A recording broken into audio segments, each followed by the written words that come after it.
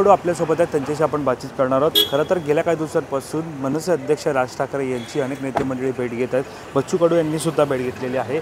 आज तुम्ही भेट घेतलेली आहे राज ठाकरे यांची। या भेटीमागे खरं तर शेतकरी आंदोलनाचा मुद्दा प्रमुख होता। तुम्ही सुद्धा या संदर्भात अनेक प्रश्न उपस्थित केले होते, काय सांगाल? आमचा विचार आहे का सगळे पक्षीय सर्व जाती धर्मातल्या लोकांनी मी शेतकरी म्हणून मेंढपाळ म्हणून आणि मच्छीमार म्हणून एकत्र झालो पाहिजे। आमची इच्छा आहे का उद्या मुंबई अर्धा तास 1 तास 2 तासासाठी तरी कशी बंद करून सामील होईल किंवा त्या आंदोलनाला धार कशी भेटेल, हा मात्र आमचा उद्देश होता। आणि राजसाहेबांनी ते ऐकलं व्यवस्थित आणि ते सगळ्यांना विचारून एक निर्णय घेईल। गणपतीनंतर एकदा अधिक बैठक होईल आणि त्या बैठकीत मग आपण समोर येऊ। जे आंदोलन आहे ते आंदोलन तुम्ही मोर्चा घेऊन येणार की थेट मुंबईमध्येच काढणार?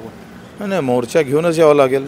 आमच्या मुंबईत काय आहे, आम्हाला मोर्चा घेऊन आणावं लागेल। अगोदरही उपोषणाला बसला होता तुम्ही, अन्नधान्याचा टॅक्ससुद्धा केला होता, मात्र तरीही कुठेतरी आता सरकारला जाग येत नाही का? काय समिती तयार केली पण ते तारीख सांगत नाही। आणि देवेंद्रजी खरं तर खिल्ली उडवल्यासारखं करतात का आता काय दुष्काळ पडला का कर्जमाफी करू। तुम्ही निवडणुकीत असं सांगितलं ना, दुष्काळ पडल्यावर कर्जमाफी करू, तेव्हा तर तुम्ही सांगत होते 7-12 पुरा। आता तुम्ही कारणं सांगून ते माफी मागून येऊ नये, त्यांनी तर एक तारीख दिली पाहिजे, या तारखेपर्यंत आम्ही माफ करू म्हणून। बरं, जर शेतकऱ्यांच्या प्रश्नांसाठी बच्चू कडू नेहमीच आवाज उठवत असतात, अधिवेशन असेल किंवा अधिवेशनाच्या नंतर असेल आवाज उठवताना पाहायला मिळतात। मात्र आता जो काही मोर्चा येणार आहे त्याला निमंत्रण आणि मोर्चामध्ये मनसेची सुद्धा भूमिका राहावी यासाठी बच्चू कडू राज ठाकरेंची भेट। एक मराठवाड्यामध्ये पदयात्रा आहे, त्या पदयात्रेच्या दरम्यान जर राजसाहेब आले तर त्याचा एक बळ भेटेल शेतकऱ्याला। निश्चितच राज ठाकरे जर तुमच्या मोर्चाला आले तर कुठेतरी असं म्हटलं जातं की राजकीय प्रश्न लगेच त्याला जोडले जातात की एक वेगळी राज्यामध्ये आघाडी किंवा घडी असं झालं का प्रत्येक गोष्टीमध्ये राजकारण आपण पहिलं स्थान देतो। मला वाटतं मुद्दा हा पहिला स्थानी असला पाहिजे, राजकारण हे दुय्यम आहे। ते लढता लढता भेटलं तर बोनस म्हणून घ्यावं, पण लढावं पहिले ते मुद्द्यासाठी। राजकारण हा मूळ उद्देश घेऊन लढता आलं तर ते फार चुकीचं होईल। बच्चू भाऊ, तुम्ही राज ठाकरेंची भेट घेतली, मात्र सध्या मंत्रिमंडळामध्ये बदल होताना पाहायला मिळत आहे।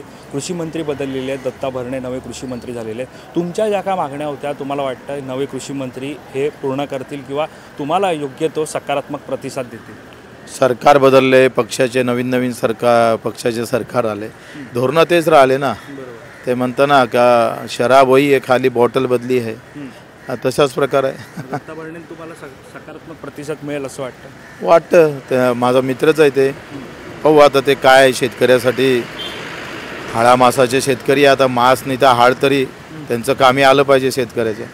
धन्यवाद आमच्याशी बातचीत केल्या संदर्भात। कॅमेरा पर्सन अवधेश कुरेशी, मी वैभव पाटील, मुंबई।